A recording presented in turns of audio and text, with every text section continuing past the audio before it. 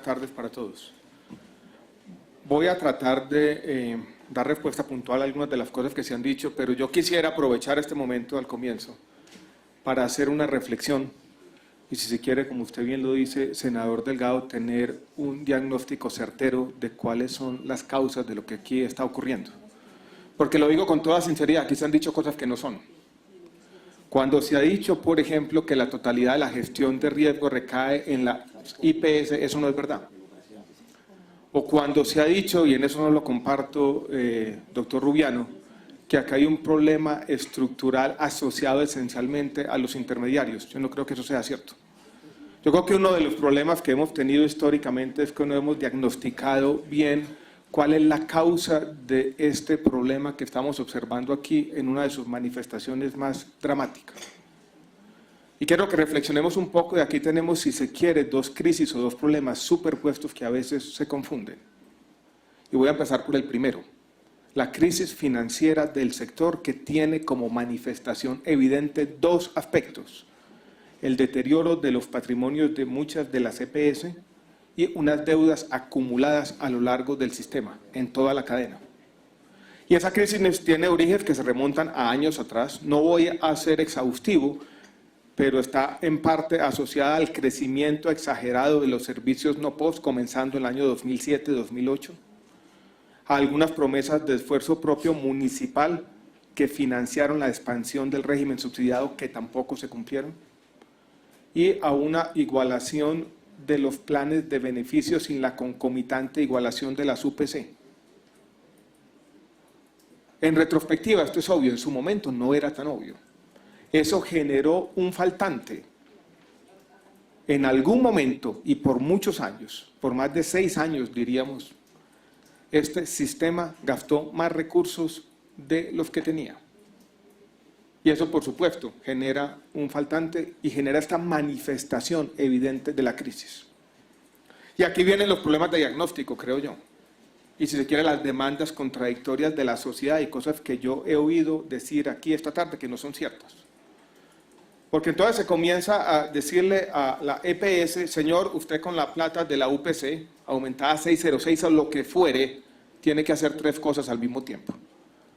Primero, tiene que pagar los servicios no POS, que si nos vamos al departamento de Antioquia con Sabia Salud, ya le quitaban casi el 30% de la liquidez. O sea, usted le daba la UPC para pagar los servicios corrientes incluidos en el POS y empezaba por quitarle el 30% de la liquidez para pagar servicios no POS. Después le decía: con esa misma plata de la UPC, señor Sabia Salud, usted pague todas las deudas del pasado, producto de esta incoherencia en el acuerdo social por mucho tiempo. Y tercero, cubra los servicios corrientes. Y después se preguntaba a todo el mundo por qué no está pagando la EPS, como si estuviera con la plata debajo del colchón, como si hiciera simplemente una reticencia casi obcecada de un pagador de no cubrir con sus obligaciones legales. Que hemos tenido problemas de corrupción, yo no lo niego. Que ese sea el principal problema de lo que estamos hablando aquí, eso no es cierto. Ustedes conocen cuáles son los orígenes de Sabia Salud, y los conocen bien. Allí está administraciones pulcras, tanto en el departamento de Antioquia como en el municipio de Medellín, con fama que fue o tenía ese conocimiento colectivo acumulado por muchos años, que llegan a un acuerdo para llenar un vacío que había. Porque no nos digamos mentiras, el régimen subsidiado en Antioquia se convirtió por un tiempo en un conjunto vacío, por razones que yo quiero que examinemos más adelante en detalle. Entonces aquí tenemos un problema más complejo que simplemente cambiar el pagador. Yo puedo reformar el sistema como quiera, puedo tener un pagador único nacional, puedo tener un pagador departamental, pero mientras tengamos esta incoherencia, mientras les sigamos diciendo a estos señores: mire, coja una cuarta parte de los recursos para pagar no POS, con eso mismo pague deuda y con eso mismo cubra las prestaciones corrientes, esto no va a funcionar.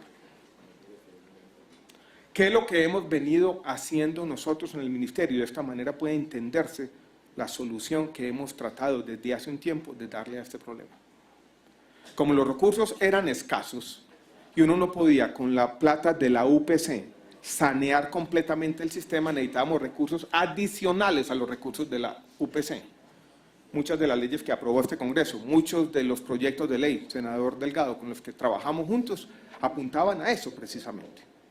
a buscar recursos adicionales a los recursos de la UPC para ir saneando financieramente el sector y que entre todos pudiéramos pagar las deudas. Porque aquí se acumularon deudas incluso al comienzo de la cadena, deudas de las entidades territoriales, estoy hablando municipios sobre todo, con EPS del régimen subsidiado, que se traducían aguas abajo en la cadena en deudas con los prestadores. Una última cuenta que hicimos, eso sumaba 500.000 millones de pesos. ¿Qué hicimos? Habilitar los recursos o ese ahorro involuntario, podríamos llamarlo de esta manera, de las cuentas maestras excedentarias del régimen subsidiado para ir pagando y resolviendo algunas de esas deudas. ¿Qué hicimos también? Usted recuerda bien, senador Delgado, en la ley 1608, cogimos 150.000 millones del FOSIGA y los pasamos al otro lado y con eso, senador Correa, comenzamos a pagar deudas. Usted fue artífice de eso que se hizo. ¿Qué hemos hecho más? Ya lo mencionó aquí el doctor Juan Carlos Giraldo. En la ley del Plan Nacional de Desarrollo, recursos de las cajas de compensación, guardados por allá en otro cajón, el del 625 y la ley 1438. Habilítelos para pagar deudas y poder fortalecer los patrimonios, esto es para ir resolviendo la crisis. Había incertidumbre sobre cómo se iban a utilizar esos recursos, el acto administrativo lo voy a firmar el día de hoy, la resolución de la que habíamos conversado. O sea, tratando entre todos de resolver esos problemas. Esto es de buscar recursos adicionales para tranquilidad de algunos de los hospitales de Antioquia, las deudas de Confenalco Antioquia, por ejemplo, que eran una preocupación preponderante, muchos de ustedes dependían de eso, como lo habíamos hablado muchas veces en el pasado. ¿De qué? De habilitar esos recursos para que esta EPS pueda pagar los casi 130.000 millones de pesos que debe. Pero quiero que entiendan que esa es la estrategia, ir abriendo cajones adicionales para traer recursos al sistema que se sumen a los recursos de la UPC y así poder ir resolviendo los problemas. Recursos de regalías, recursos de propósito general. En la unidad de gestión, como lo hace el plan de desarrollo, desbarata las subcuentas para poder mover subcuentas excedentarias allí donde se necesiten los problemas. Para las deudas del FOSIGA con el sistema, una labor que hemos hecho denodada desde hace mucho tiempo. Llenos de artículos nuestras leyes, desde el decreto ley antitrámites, hasta la ley 1608, hasta la más reciente 1753, para que el FOSIGA se vaya poniendo al día con las EPS del régimen contributivo. Eso se gira directamente y esos excedentes del FOSIGA adicionales a los recursos de la UPC se van llevando al sistema. Pero miren que no quiero que se entienda como un problema de flujo de recursos. Esto no es que la plata está atrancada por ahí. Es un problema de un faltante estructural y yo creo que si no somos capaces de diferenciar una cosa de la otra, nos vamos a equivocar. No es que a alguien le dio por cerrar la llave. No es que a alguien le dio obcecadamente por no pagar. Es que en algún momento aquí se acumularon unas deudas muy grandes y eso generó una crisis en el sistema. Unos faltantes grandes. Y la única forma de resolverlo es trayendo recursos adicionales al sistema para darle una respuesta inicial, por lo menos, senador Delgado, a lo que usted ha planteado. Y quiero pasar a algunos de los temas puntuales para que vean lo que estamos tratando de hacer. Aquí se menciona el caso de San Andrés y se trae a cuento el caso de San Andrés. El caso de San Andrés yo creo que es representativo de muchos de los problemas del sistema, donde también se confunden los faltantes o déficits estructurales con los problemas de flujo de recursos, cosa que no podemos hacer más, ir confundiendo una cosa con la otra. ¿Qué pasaba en San Andrés? Por cuestiones demográficas, tenemos un departamento con 75.000 personas, con un hospital de segundo y tercer nivel, donde los recursos presupuestados para la demanda, esto de los recursos del régimen subsidiado y régimen contributivo, eran insuficientes. Hemos trabajado desde entonces con la IPS universitaria. Primera cosa que hicimos, tiene que existir un solo prestador. Allí trabajamos, doctor Leo Montaña, con Jaime Poveda, su antecesor, diciendo debía haber uno solo. Y Jave Salud, que competía con la IPS universitaria, se salió de la isla de San Andrés. Allí trabajamos también con la Dirección de Beneficios, Costos y Tarifas para aumentar la UPC, 25%. Hoy en día la UPC de San Andrés es 37% de la del país. Esto es llevando más recursos para poder sostener la operación del sector prestador en la isla. Y allí trabajamos también en un decreto que nos permitió utilizar los recursos llamados de oferta para subsidiar la oferta, cosa que paradójicamente no se podía. dadas las condiciones particulares o específicas de la isla. Creemos que con las tres cosas, la UPC adicional, el monopolio porque allí no caben dos, más los recursos del convenio que ya se firmó con el departamento, logren sustentar la operación de la IPS universitaria en la isla de San Andrés. Allí estuve yo hace 10 días inaugurando una unidad de cuidados intensivos. Las condiciones de prestación son, me lo dijo allí un médico que ha trabajado bastante tiempo, las mejores en la historia de San Andrés. Y estamos trabajando juntos porque allá nos encontramos para ir resolviendo este problema. Pasemos al departamento de Antioquia para dar respuesta a uno de los aspectos puntuales. En Antioquia hemos tenido históricamente problemas. Yo creo que los problemas se han exacerbado con dos nombres propios. Lo que pasó el año pasado con Confenalco, sobre todo, a comienzos del año. Eso generó un estrés adicional. Pero yo diría que lo que ha venido ocurriendo este año con Sabia Salud ha sido la principal historia. ¿Y qué es lo que ha venido ocurriendo este año con Sabia Salud? Yo creo que tiene un nombre, uno solo, un crecimiento excesivo de los servicios no POS que desbordaron la capacidad del departamento de Antioquia para atenderlos. Antioquia tuvo una deuda histórica por servicios no POS en el régimen subsidiado que había superado los 200.000 millones de pesos, en parte con un trabajo que hizo con el ministerio, la deuda baja a 80.000 millones. Pero por razones de diversa naturaleza, y no voy a tratar de encontrar las causas subyacentes a este crecimiento del no POS en el departamento de Antioquia, esto comienza a crecer. Y Sabia tiene que hacer lo que le estaba diciendo hace un rato, sacar la plata de la UPC para pagar los servicios no POS y se comienzan a acumular unas deudas muy grandes. Yo se lo he dicho a ustedes en privado y se lo repito en público. Aquí necesitamos mayores recursos, pero también necesitamos entre todos los agentes del sector una ética compartida que nos lleve a trabajar con los recursos que existen. Porque no digamos mentira, en Antioquia existe un problema estructural de vieja data. Las tarifas también son 20-25% más altas que en el resto del país.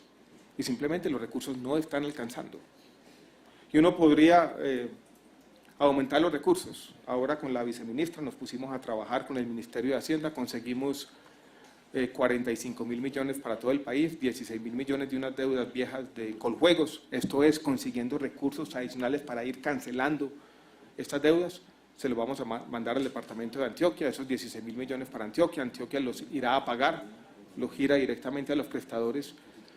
Pero yo se los digo de manera muy clara, nos preocupa este tema.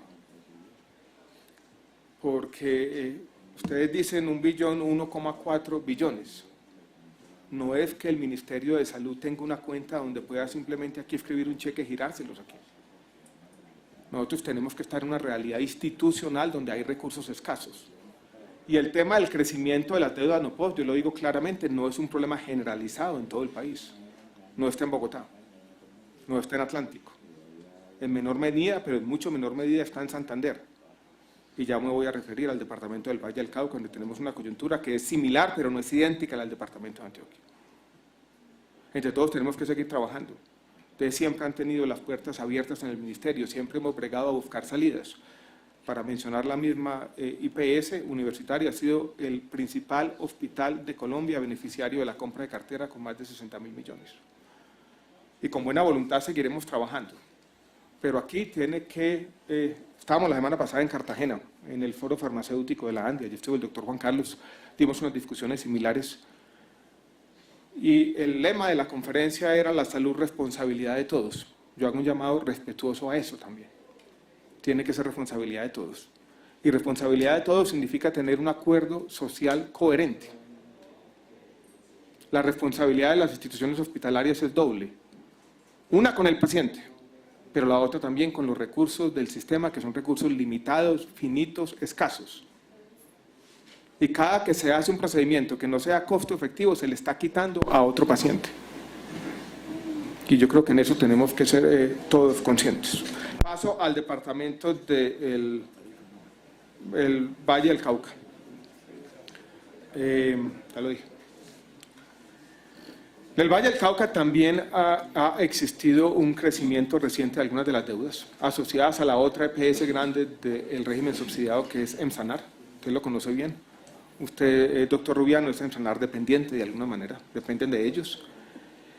Yo diría que como Sabia Salud tiene un origen distinto, no de mixto, sino un origen comunitario.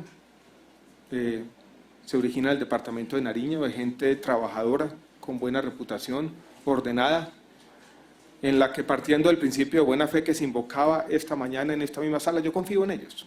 Creo que han hecho un buen trabajo. Creo que tienen una relación respetuosa con los prestadores.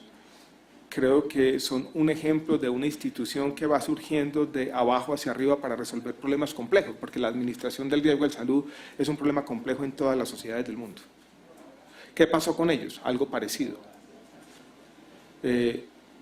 Empezó a crecer bastante el servicio no POS, tuvieron que desviar su liquidez hacia allá, pero en el departamento del Valle del Cauca hay una condición distinta, y es que allí sí hay recursos.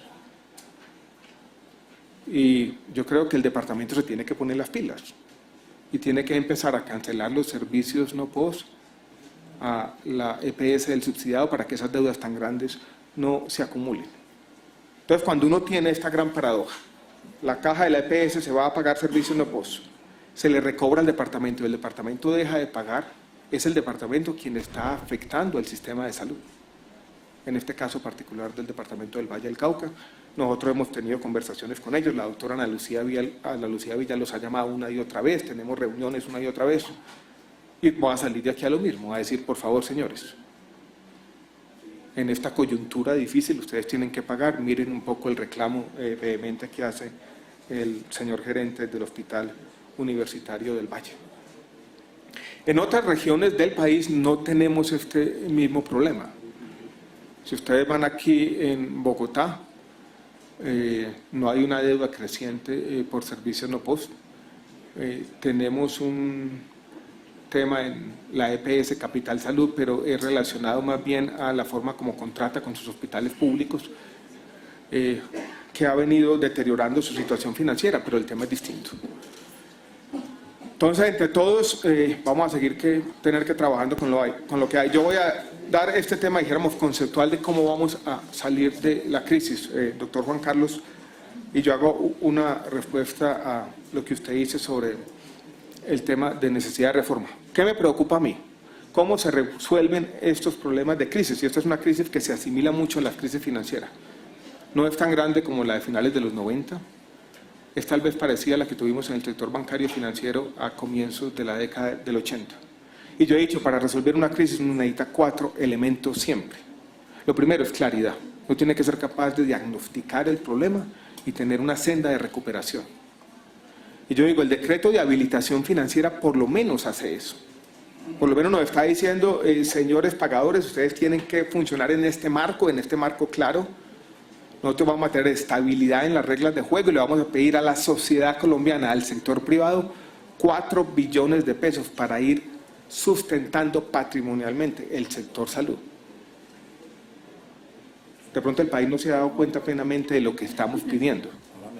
Le estamos diciendo al sector privado, ustedes tienen que ser parte, los dueños de las OPS, de la solución, capitalizando lo que se descapitalizó en los años pretéritos. Y esas cuentas ya están hechas, ya se conocen, ya hay claridad sobre los números, son de aproximadamente 4 billones de pesos en los próximos 7 años. Alguien nos ha dicho, ¿por qué 7 años? Imagínense nosotros como Ministerio de Salud y Protección Social, le decimos mañana al sector privado colombiano, en esta incertidumbre y con estos problemas tan complejos, ustedes tienen un año para poner aquí 4 billones de pesos. ¿Qué pasa? ¿Cuál es el resultado de eso? Todos salen corriendo. Y lo que hacemos es generar una crisis sistémica, es así, de dimensiones inmanejables. Por eso, repito, claridad, generar confianza entre todos, y hemos estado en eso, tratando, aquí el doctor Juan Carlos nos ha ayudado, ustedes nos han ayudado a volver a recuperar la legitimidad y la confianza pública, después de muchos problemas y después de haber sobrevivido todos en medio, en un contexto de lo que yo llamo un acuerdo social no del todo coherente. Porque aquí gastamos más de lo que teníamos, todos. Cualquier crisis financiera, doctora Sofía, necesita tiempo. Las crisis financieras no se resuelven de la noche a la mañana. Yo me levanto hoy, y eso se me vino a la mente, encuentro una declaración del doctor José Antonio Campo, exministro de Hacienda, director del Departamento Nacional de Planeación, donde dice lo siguiente: la crisis del UPAC todavía no se ha resuelto plenamente. Creo que es un llamado de atención para todos, de las dificultades que surgen con los problemas financieros. Se ha resuelto en muy buena medida, pero en todas partes del mundo existe casi una regla de oro para quien maneja las crisis. Las crisis se demoran el doble de tiempo en sanarse de lo que demoraron en gestarse. Si alguien dice, bueno, gírenos los 4 o los 5 billones y esto se acabó, se resolvió la crisis, esto no es así. Alguien dirá, es fácil para el ministro, para el gobierno, para el Estado apelar a la paciencia colectiva cuando nosotros tenemos que vivir los problemas de todos los días. Tienen razón. Y por eso necesitamos una doble empatía. Yo tengo que ser capaz de ser sensible con los problemas de ustedes. Pero en este diálogo necesario ustedes tienen que ser capaces de ponerse en los problemas de nosotros y entender las dificultades que tenemos como Estado y más allá de como Estado, como sociedad, para recuperar la coherencia en el acuerdo social y resolver este problema que es, repito, no es un eslogan, es una realidad, una responsabilidad de todos. Entonces, reglas claras, claridad en el diagnóstico y claridad en la senda de recuperación, confianza entre los agentes, tiempo, y viene un cuarto elemento en el que estamos trabajando, es liquidez. Sin liquidez no se resuelven las crisis financieras. Uno necesita, mientras se compra el tiempo, tener algunas formas de inyectarle recursos. Ahí sí viene un tema de flujo de recursos, mientras recuperamos la coherencia del contrato social. Por eso trabajamos en la compra de cartera. Pero la vida es difícil, uno generalmente cambia un problema por otro. Esto es sisifesco, uno resuelve un problema pero se le devuelve la roca un poco. ¿Qué pasó con la compra de cartera? Después de la compra de cartera que resolvió algunos de los problemas de liquidez de las instituciones de ustedes, eso se nos devuelve un poco en contravía del sistema, porque nosotros nos recobramos la compra de cartera con los recursos de la UPC y eso afecta transitoriamente las finanzas de los pagadores. ¿Qué necesitamos entonces? Tener instrumentos financieros con plazos más largos. La compra de cartera cumplió su papel. Lo tenemos que reemplazar ahora con instrumentos financieros no de 1 año, de 5 o de 10. Y para eso estamos reglamentando la subcuenta de garantías. Hemos estudiado el decreto con el Ministerio de Hacienda, que está el doctor Andrés Escobar, y estamos a días.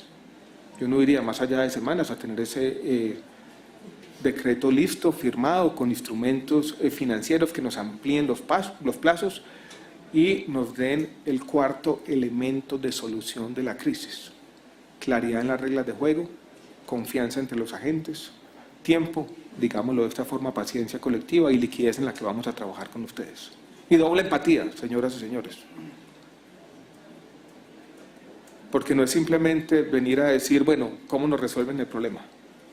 Todos tenemos que ser parte de la solución. Y ese es un llamado, si quiere, encarecido que yo hago aquí esta tarde. Quiero hacer referencia ya para terminar a 2 problemas puntuales. Caprecom. No, o primero, si quiere, Salucop. Quiero hacer claridad sobre lo que dijo el señor interventor el día jueves en la ciudad de Cartagena, o allá, fue antes de llegar a Cartagena, la entrevista que salió publicada en el diario Portafolio el día jueves. Él dijo lo siguiente, dijo, los activos de la EPS Salucop, haciendo un cálculo que es necesariamente preliminar, alcanzarían para pagar 70% de las deudas. Pero él se estaba refiriendo solamente a los activos. La EPS Salucop va a ser dueña de una operación que va a generar una liquidez hacia adelante y que incluso se puede ser vendida. Y la venta de esa nueva EPS, que no estaba siendo contabilizada en esta cuenta de servilleta, porque era simplemente un estimativo, no era nada más que eso, va a permitir llenar el hueco. Y esa es la fuente que tenemos sobre la mesa. Yo entiendo la incertidumbre que eso causó. Yo hablé esa misma tarde, ahí estaba la señora viceministra, hablamos con el señor interventor y quiero dar claridad que en la forma como estamos pensando esa operación, Salucop tendrá que pagar la totalidad de sus deudas, o por lo menos eso es lo que estamos percibiendo desde ahora. Y quiero dar claridad al respecto. En el tema de Caprecom, yo creo que ahí tiene que haber completa claridad de lo siguiente. Aquí lo hemos hablado con el señor viceministro de Hacienda. Caprecon es una EPS pública y el Estado tendrá que honrar las deudas de esa EPS pública si, por ejemplo, no tenemos una solución definitiva, se llegará a tomar la decisión de liquidar Caprecon en algún momento. Ahora, eso tiene que pasar por un proceso, tiene que haber una debida diligencia, esto tiene que hacerse con un orden y con unos plazos. Pero también al respecto tiene que haber orden. ¿Qué digo yo hacia adelante? Como lo dijimos en Barranquilla, el señor presidente Pulgar, nosotros necesitamos tener una priorización en este momento para no confundir y no generar más incertidumbre y no ser fuente de inestabilidad jurídica. Y la priorización nos dice que nosotros debemos concentrar nuestros esfuerzos como Estado en Caprecon, en Saludcop, en mirar los problemas de cómo vamos a darle liquidez al sistema, o sea, para resolver los problemas de Savia, en Sanar y demás que he mencionado. Y en el mediano plazo tenemos dos prioridades grandes, que es la unidad de gestión que creó el Plan Nacional de Desarrollo, que va a reemplazar el FOSIC y que nos va a permitir un mejor manejo de la liquidez, esto es de los recursos y de la información, y también la implementación de la ley estatutaria, sobre todo en lo que atañe a la definición del plan de beneficios.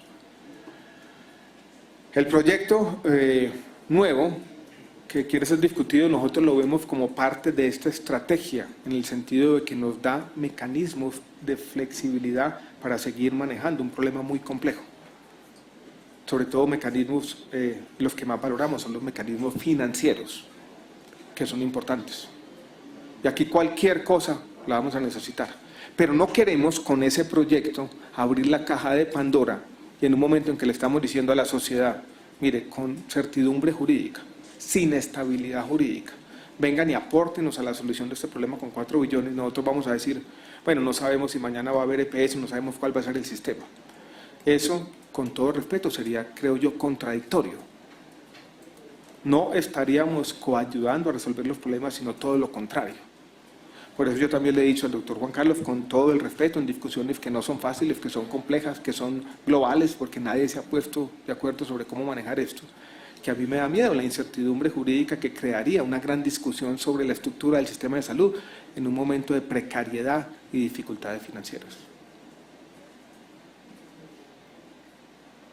Y eso yo creo que responde en parte la inquietud planteada aquí por el senador Delgado. Entonces, repito, casi como una letanía, y el llamado a todos, a trabajar juntos, responsabilidad de todos, y el esfuerzo que ha hecho el gobierno en tener unas reglas claras, en seguir incentivando la confianza entre los agentes, en tener la conciencia de que esto no se va a resolver de la noche a la mañana, pero que tenemos mucho que de alguna manera defender, y en el tema de trabajar juntos para seguir inyectándole liquidez al sistema, que tiene que ser nuestra preocupación preponderante, como ustedes lo señalaban esta mañana. Estoy de acuerdo con el sentido de urgencia, pero señores, doble empatía de nuevo, aquí y allá, porque esto no es fácil. Termino con esto. A pesar de todo, a pesar de haber tenido un acuerdo social no del todo coherente por mucho tiempo, hacía un llamado a finales de la semana pasada a lo que yo llamaba recuperar el orgullo sectorial. A pesar de todo, señores y señores, este sector ha sido un sector protagonista del cambio social en Colombia. Hace poco hice una encuesta con mis amigos economistas diciendo cuál es el sector que más le ha aportado a Colombia socialmente con posterioridad a la Constitución del año 1991. Está aquí, en el sector salud. Creo que así lo escribí ayer Santiago Montenegro en el periódico El Espectador. Entonces, trabajemos juntos para seguir siendo protagonistas del cambio social. No tenemos otra alternativa. La labor que ustedes hacen socialmente, encomiable, importante, tiene que estar enmarcada en un contrato social coherente. Y la invitación nuestra desde hace un tiempo es a trabajar juntos en ese contrato. Muchas gracias, señor presidente.